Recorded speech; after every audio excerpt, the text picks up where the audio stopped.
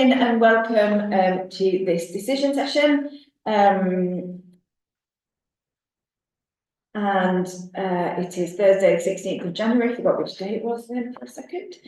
We don't have any apologies for absence today, and the second item on the agenda is declarations of interest. I have no interests to declare at this meeting. The third item on the agenda is minutes, and I'm happy to approve and sign the minutes from the decision session held on the 12th of December. And then we move swiftly on to public participation. We've got two public speakers today. First is Councillor Callum Taylor. So Callum, I know that you've got 3 minutes. You'll be recorded through the magic of the owl, okay. So you don't need a separate microphone. Cool. Thank you, Councillor Larmas. I haven't drafted a speech because I think this is fairly straightforward. I just want to say that I'm really pleased to see this item on the agenda. I'm very supportive of the proposal. I think it will breathe new life into a very much loved and very well used park, and it will release a bit of the squeeze on space at that area of the park. And I'm very comfortable with the extra detail in the proposal as well around directing the insurance money to park related projects. The only couple of things I might add in for consideration as what those projects might be would be that I know the Bowls Association have got various asks for money, some of which ward funding won't be able to assist. So that's one thing, and I think play equipment is covered already. Another representation I've had from a resident is to try and think about a sort of nod to the park's history and the Backhouse family, if we can. I know the officer at the table has seen that email too. Obviously, the money available will only go so far, but it'd be good to have a well-rounded consideration of the different asks. But very supportive of this, really pleased to see it. I think it's a sort of thinking outside the box sort of decision. We don't see it very often. We don't see parks being made bigger very often. So yeah, I think this is really, really positive, and I'm very grateful for it. Thanks very much, Councillor Taylor. And our next public speaker is Chris Webb. Chris, you'll have 3 minutes.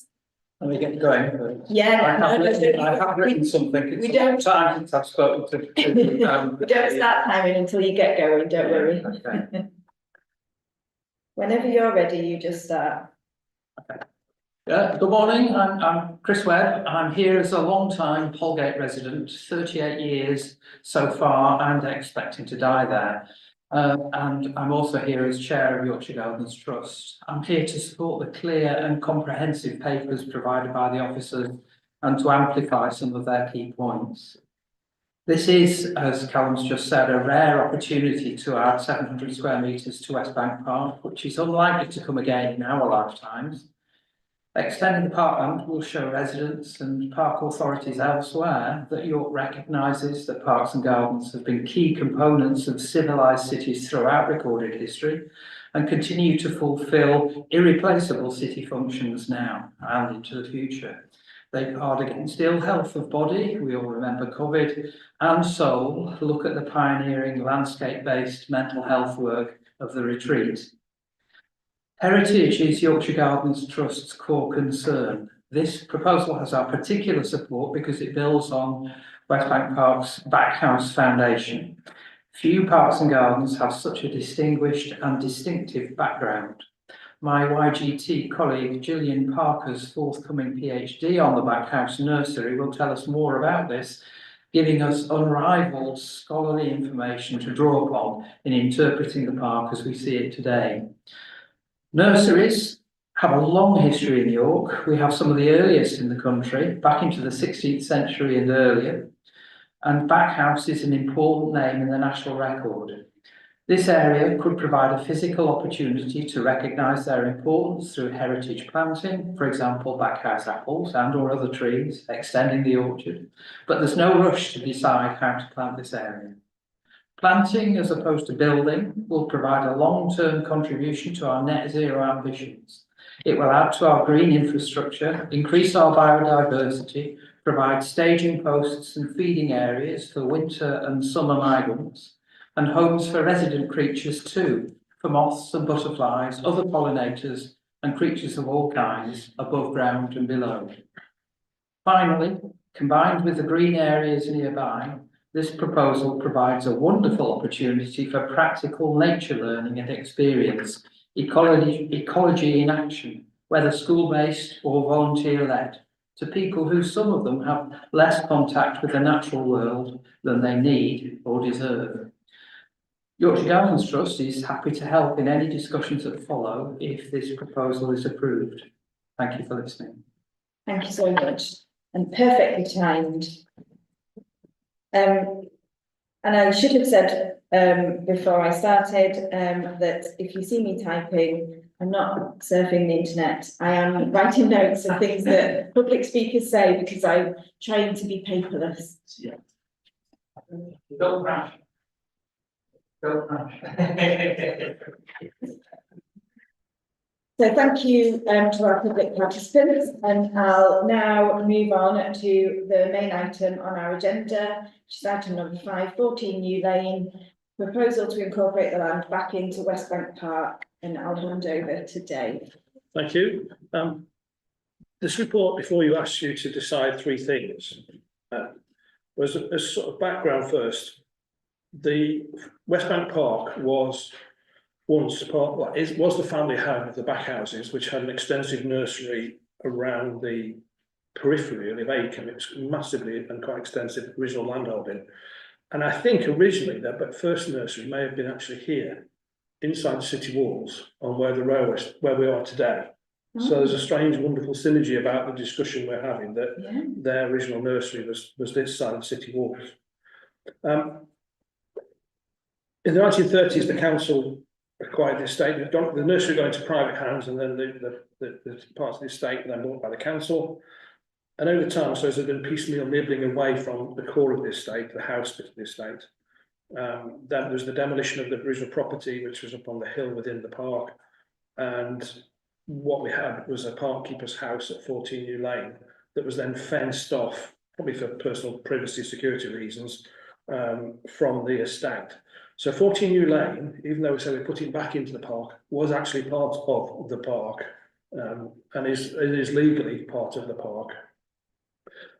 We no longer have a need for tied accommodation. The days of having a parking that lived on site and worked on site have long gone. So your first decision we're asking to do is to approve not rebuilding the premises. The next decision is then to remove the boundary fence, and putting the land back into the main body of the park. And then the final decision is to allocate the remaining insurance funds that were received following the fire for a variety of improvement projects in the park. I've listed on paragraph 4, some possible uses.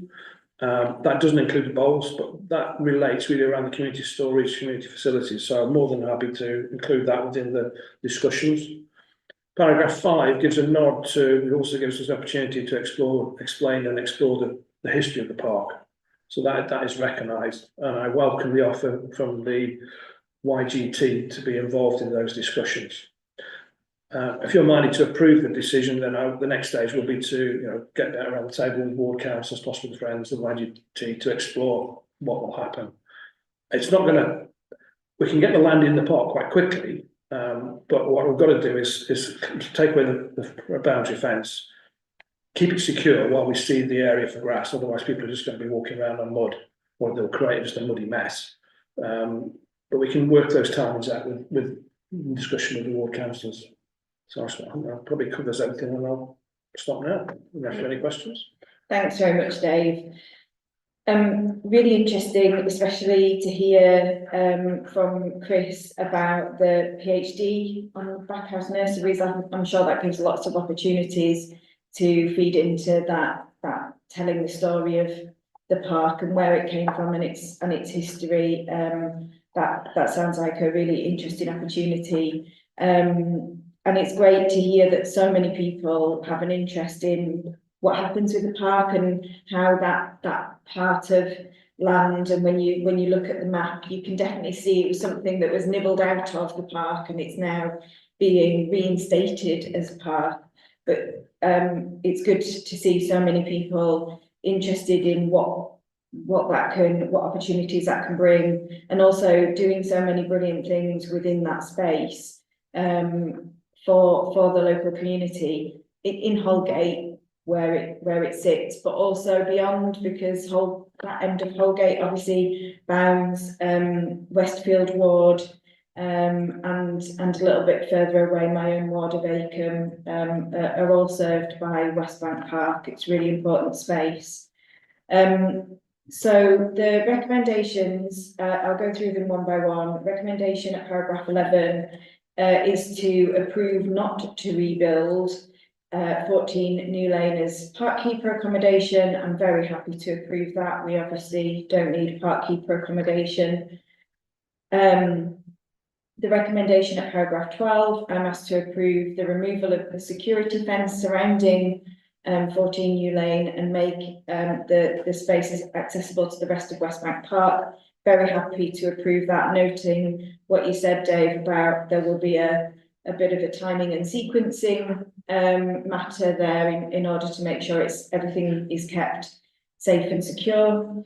And then the recommendation at paragraph 13, I'm asked to allocate the remaining funds from the 14 New Lane insurance payment to future projects within Westbank Park. And I'm really happy to be able to approve that, because I think it's really important not just to have the space, but to have the resource to do something with the space that will become an important part of the park for the future. I'm delighted to approve all those recommendations, and I'm really looking forward to see how this project progresses and what we can do to bring even more amenity for that green space, and especially with telling the story of the Backhouse nurseries, because I've learned a lot just by reading the papers for this and by what you've said in your public participation, Chris, and I'm really interested to see how that progresses. So with that is our final item on the agenda. So we conclude the meeting there. Thank you. Great. Nice to meet you.